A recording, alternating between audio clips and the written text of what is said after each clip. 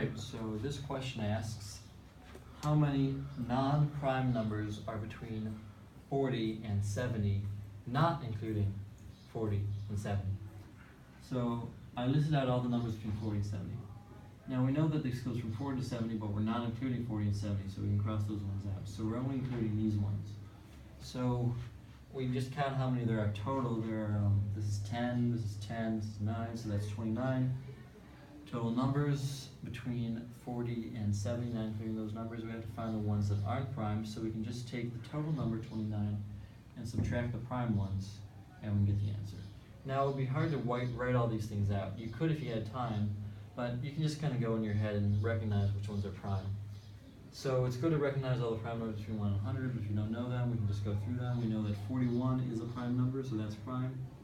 42 is not prime, it's an even number, so we can actually cross out all the even numbers. We're not going to get them, those aren't going to be prime. And we can cross out all the multiples of 3. So know that 42 is a multiple of 3, then 1, 2, 3, 1, 2, 3, 1, 2, 3, 1, 2, 3, 1, 2, 3, 1, 2, 3, 1, 2, 3, 1, 2, 3, 1, 2, 3.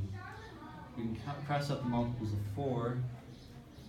So we've got 44, 48, those are very even. Multiples of 5, cross those out.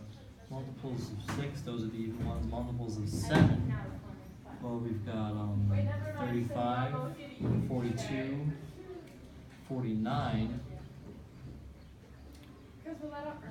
56, and then 63 and 7. We cross those out. Multiples of 8, multiples of 9. We'll just go through the ones that are prime. So we know this one's prime. We know this one's prime. Kind of out in the hallway. We know that 47 is also prime. We know that 53 is prime.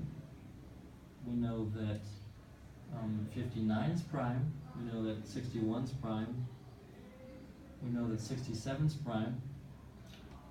And I think that's all the prime numbers. So that's 1, 2, 3, 4, 5, 6, 7. So 25 minus 7 equals 22, which is the correct answer to the problem.